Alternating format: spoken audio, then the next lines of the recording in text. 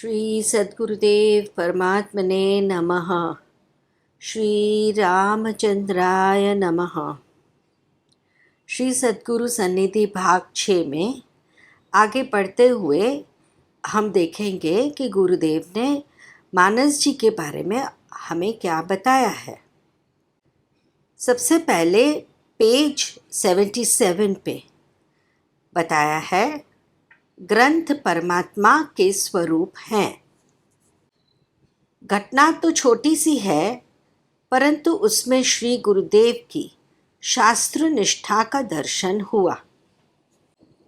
मथुरा दास भाई, केशु भाई, राम भाई अत्यंत महत्व के कार्य के निमित्त डाल्टनगंज जा रहे थे।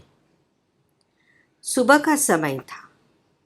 स्वाध्याय अभी अभी पूरा ही हुआ था और ये तीनों भाई श्री गुरुदेव को प्रणाम करने आए और डाल्टनगंज के लिए आज्ञा मांगी। विशाल हॉल में समूह उपस्थित था। केशुभाई को कुछ जरूरी सूचना कहना श्री गुरुदेव चाहते थे, इसलिए कागज कलम मांगे। केशुभाई ने कागज दिया और रामभाई ने कलम खोलकर दी। श्री गुरुदेव लिखना प्रारंभ ही कर रहे थे। उसी वक्त एक माता ने अपने पास का श्री मानस जी का ग्रंथ श्री गुरुदेव को कागज के नीचे रखने के लिए लेने की प्रार्थना की। श्री गुरुदेव ग्रंथ को देखते ही पहचान गए और श्री मानस जी को स्पर्श करके आंखों व सिर पर हाथ लगाए, दोनों कर जोड़कर प्रणाम किया। पश्चात कहा, यह ग्रंथ तो श्री रघुनाथ जी का प्रकट स्वरूप है। इसकी पूजा हो, इसका पाठ हो, परंतु कागज लिखने के लिए कागज के नीचे आधार के रूप में रखने का उपयोग तो कदापि नहीं हो सकता है। पाठ पूजा के समय भी इनको पग के ऊपर या भूमि के ऊपर नहीं रखना चाहिए। यह तो परावाणी का पूजनीय ग्रंथ है। इसके गौरव को, इसकी महिमा को अक्षुण्ण रखना चाहिए। ठीक इसी प्रकार श्रीमद् भगवद गीता जी का ग्रंथ श्री कृष्ण भगवान का स्वरूप है। श्रीमद् भागवत जी, श्री महाभारत, श्री उपनिषद आदि सब ग्रंथ परावाणी के आर्ष ग्रंथ है और परमात्मा के स्वरूप हैं। इस तरह तीनों भाई डाल्टनगंज में मीटिंग में पहुंचने को जल्दी जाने की आज्ञा चाहते खड़े थे। इतने पर श्री गुरुदेव ने श्री मानस जी के ग्रंथ का गौरव समझाया और बाद में ही सूचनाएं लिखी। केशुभाई को पढ़ने को दी और जब केशुभाई ने कहा समझ गया सूचनाएं, तब उन भाइयों को प्रेम से विदा किए।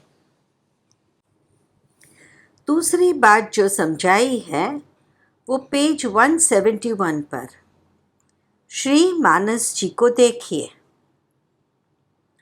बरसात अच्छी हो, इसके निमित्त श्री मानस जी के अखंड पाठ का दोपहर 4 बजे प्रारंभ हुआ।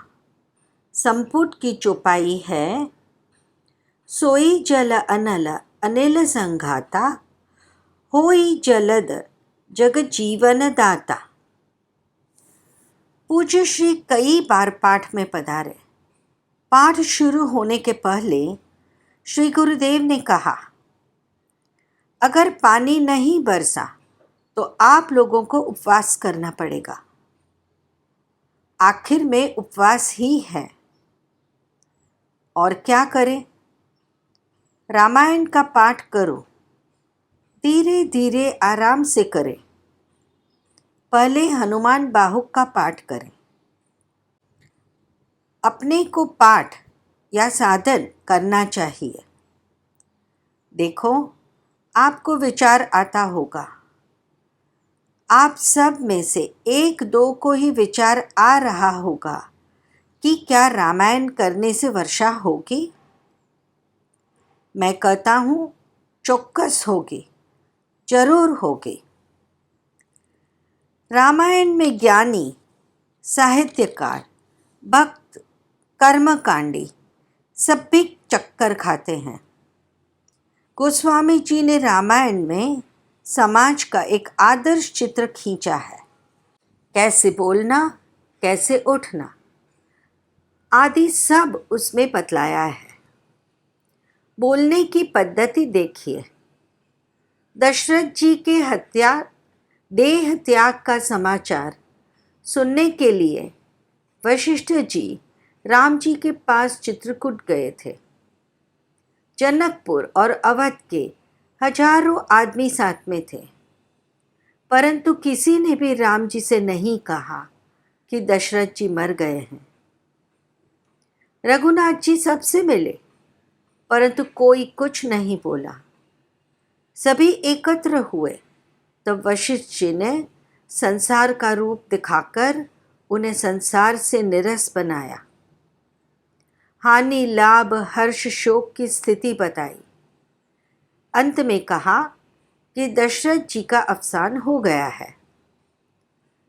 किसी ने भी अनधिकार चेष्टा नहीं की, क्योंकि सब जानते थे कि यह काम वशिष्ठ जी का है। चुनाव के लिए श्री मानस जी को देखिए। इस काल में जिस प्रकार राजा का चुनाव होता है, वैसा अभी होने लगे तो राम राज्य हो। गरीब धनी ग्राम नर नागर, पंडित मूढ़ मलिन उजागर, कुकवि सुकवि निजमति अनुसारे, नृप ही सराहत सब नर नारी। आजकल तो चुनाव नहीं हो रहा है, भराव हो रहा है। आज की तरह पहले ऐसा नहीं था कि सामने से जाकर कहे कि हमें वोट दो, हमें वोट दो। निज मति अनुसारी की प्रथा थी।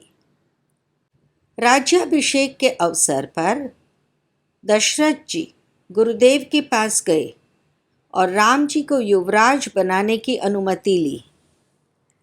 फिर सभा में आकर गुरुदेव की इच्छा जाहिर की।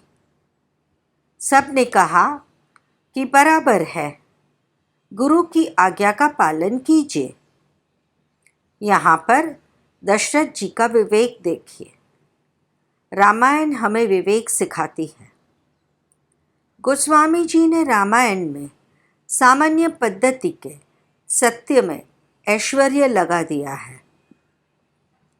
ऐश्वर्य बगैर राम जी की महत्ता मालूम नहीं पड़ती। गोस्वामी जी हर जगह हमें याद दिलाते हैं कि राम जी को इतना ही मत समझ लेना, परंतु इनके साथ में यह भी वस्तु है। बिनु पग चलहि सुने बिन काना, कर बिनु करम करे बिधि नाना। आनन रहित सकल रस भोगी, बिनु बानी भगता बड़ जोगी। तन बिनु परस नयन बिनु देखा, ग्रहे घ्राण बिनु बास विशेषा अशेषा। असी सब भांति अलौकिक करनी, महिमा जासु जाय नहीं बरनी। चिदानंदमय देह तुम्हारी, विगत विकार जान अधिकारी। आदमी अपना लक्ष्य भूल न जाए, इसलिए उन्होंने हर जगह पर ऐश्वर्य लगाया है मानस जी में। गुरुदेव और आगे कहते हैं, रामायण आचरण का ग्रंथ है, पेज 178। शाम 6 बजे श्री गुरुदेव रंका में बिहार लाल बंगला के चबूतरे पर विराजे हैं। हॉल में श्री मानस जी का अखंड पाठ हो रहा है। तब श्री गुरुदेव ने कहा, रामायण से पवित्र विचार और जीवन कर्तव्य प्राप्त होता है। रामायण को गंभीरता से पढ़ने पर हमें ऐसा लगेगा कि हम महासागर में गोते लगा रहे हैं। रामायण क्यों? ग्रंथ बनाने के 4 हेतु होते हैं। पहला, ग्रंथ का प्रयोजन। दूसरा, ग्रंथ का विषय। तीसरा, ग्रंथ का अधिकारी, यानी ग्रंथ किसके लिए। चौथा, संबंध। अब रामायण को देखें। पहला, प्रयोजन क्या था? स्वान्तः सुखाय तुलसी रघुनाथ गाथा, अर्थात मैं विशुद्ध बुद्धि से आपसे मांगता हूँ कि मेरे अंतःकरण को सुख मिले, इसलिए यह ग्रंथ है। दूसरा, विषय क्या है? जेहि मह आदि मध्य अवसाना प्रभु प्रतिपाद्य राम भगवाना। तीसरा, अधिकारी। यह मानस ते अधिकारी, जिनको सतसंग गति अति प्यारी। चौथा, संबंध। सेवक सेव्य भाव बिन भाव न तरिय उरगारी, भजहु राम पद पंकज अस सिद्धांत विचारी।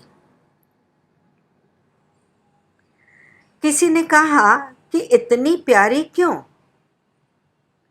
मैंने कहा, अमृत का बीज वकार है। श्री रामायण जी का प्रारंभ वकार से, वर्णानाम अर्थसंधानाम, और अंत भी दहयन्ति नो मानवाहा वकार से ही है। रामायण आचरण का ग्रंथ है। मैंने एक बार ट्रेन के डिब्बे में सबको हंसाया। ट्रेन में यात्रा कर रहा था। जब स्टेशन से गाड़ी चली गई तो एक भाई चिल्लाने लगे। उनके बच्चे पत्नी प्लेटफॉर्म पर रह गए थे। घबराहट में बुद्धि काम नहीं करती। मैंने कहा, जंजीर खींच दो। गार्ड ने कारण पूछा। उसने बताया कि इनकी पत्नी नीचे रह गई है। ट्रेन फिर से चलने लगी। बाद में मैंने कहा कि अगर आपने जीवन में बाहर आने में रामायण लेकर पढ़ी होती तो आपको ऐसा मौका नहीं मिलता। रामायण में लिखा है, प्रिय चढ़ाई चढ़े रघुराई। पहले पत्नी को डिब्बे में चढ़ाकर बाद में आपको चढ़ना चाहिए था। रामायण जी में उठने की पद्धति देखिए। उठे लखन निशि विगत सुनी, अरुण शिखा धुनि कान। गुरु ते पहिले जगतपति, जागे राम सुजान। आजकल तो माता पिता पहले उठते हैं और धूप निकलने के बाद बच्चे को उठावे। तब वे बिस्तर में ही मुंह ढके हुए पूछते हैं कि चाय बन गई कि नहीं। लखन जी सेवक हैं। सेवक का धर्म है स्वामी की सेवा में सदैव जागृत रहना। यहाँ पर लखन जी के लिए उठे शब्द का प्रयोग किया है, क्योंकि लखन जी जागते थे और राम जी सोते थे। आँख खुलते ही हमें ईश्वर स्मरण करना चाहिए। उसके बाद प्रातः काल उठी कै रघुनाथा, मातु पिता गुरु नावहि माथा। रामायण जी हमें भोजन की पद्धति भी सिखाती है। अनुज सखा संग भोजन करही, कितना भातृभाव है। अभी हमें 10,000 का बंटवारा करना हो तो कैसे लड़ना पड़े, जबकि मानस जी के भाइयों ने चक्रवर्ती राज्य के लिए क्या किया सो देखिए। राम जी ने कैकेयी जी से प्रश्न किया, माँ, पिताजी दुखी क्यों है? माता पिता को सुख न दे वह भी कोई पुत्र है? आप कष्ट निवारण का उपाय बताइए। कैकेयी जी बोली, अच्छा सुनो। युद्ध में एक बार उनके साथ थी, तब रथ की धरी की कील निकल गई। मैंने उस स्थान पर अपनी उंगली लगा दी और पहिया फिरता रहा। तुम्हारे पिताजी इससे लवणासुर का नाश कर सके।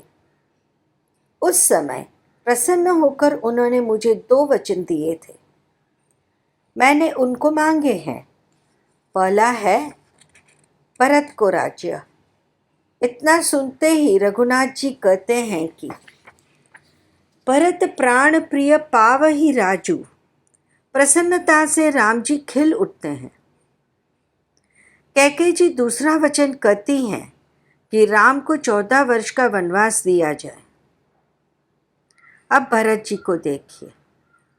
राम जी के वनवास के बाद मामा के यहाँ से भरत जी अयोध्या आते हैं। भवन सूना देखकर उन्हें आश्चर्य होता है। सभा में गुरुजन उन्हें सलाह देते हैं कि अब तुम्हें राज्य संभालना चाहिए। तब भरत जी कहते हैं, बरबस राजू देहु मोहि जबहि, रसा रसातल जाई तबहि। बड़े भाई वन में जगह जगह भटकते फिरे और मैं राज्य करूं? यह नीति है? आज की हमारी दशा देखिए। बंटवारे के समय भी हम कैसे लड़ते हैं। रामायण जी में कौशल्या जी को भी देखिए। रघुनाथ जी हम जब उनके पास विदा मांगने आते हैं तब वे कहती हैं, जो पितु मातु कहा बन जाना, तो कानन शत अवध समाना। राखऊ सुतहि करऊ अनुरोधु, धर्म जाय अरु बंधु विरोधु। पति के सामने बोलने से मेरा धर्म जाएगा और कैकेयी जी से भी विरोध बढ़ेगा। पृष्ठ 59 में बताया है, पावन मृग मारे जिय जाने। जब जब धर्म की ग्लानि हानि होती है, पाप बढ़ता है, तब तक भगवान अवतार लेते हैं। हिंसा को मिटाने के लिए हिंसा करनी पड़ती है। रावण को मारने को भगवान को भी हिंसा करनी पड़ी। यह तो आप सब कहते हो कि भगवान ने मृग मारे हैं, पर ये नहीं सोचा कि मृग मारे वे कौन से थे। जो मृग राम के मारे, ते तनु तजी पर लोक सिधारे। अब देखो भगवान ने कौन से मृग मारे हैं। जिनको मारते थे उनको त्रिलोक भेजते थे। उनका उद्धार करना था, इसलिए मारे। पावन मृग मारहि जिय जानी, दिन प्रति नृपहि दिखावहि आनी। अब देखो भगवान ने मृग मारे जिय जाने अर्थात सोचकर जो मारने योग्य थे वो ही मारे।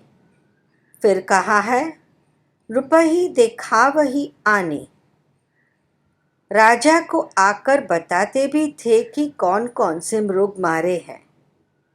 जिनका उद्धार करना था उन्हीं को मारे हैं। मृगियों ने मृगों से कहा है, तुम आनंद करो, मृग जाए ये कंचन मृग खोजन आए। वैसा मृग नहीं खोजते जो मृग जाए हैं। तो कितनी नीडर थी जो मृगों को समझती थी। एक छोटा सा खुलासा पेज 387 पर सीता जी की अग्नि परीक्षा। भगवान श्री राम ने सीता जी को अग्नि में रखा है, सो अग्नि में से ही फिर प्रकट कराना जरूरी है और माया सीता हरना ते अग्नि परीक्षा का कारण दोषारोपण नहीं है। बस इतना ही दिया है। पृष्ठ 211 पर देखते हैं, 4 स्थान में रखे हैं आदि रामायण। श्री पतित पावन जी भगवान ने लिखाई हुई आदि रामायण की हस्तलिखित प्रत, मेरा व मेरे कुल के वृत्तांत की हस्तलिखित प्रत टाट में लपेटकर ऊपर डामर लगाकर 4 स्थानों में रखे हैं।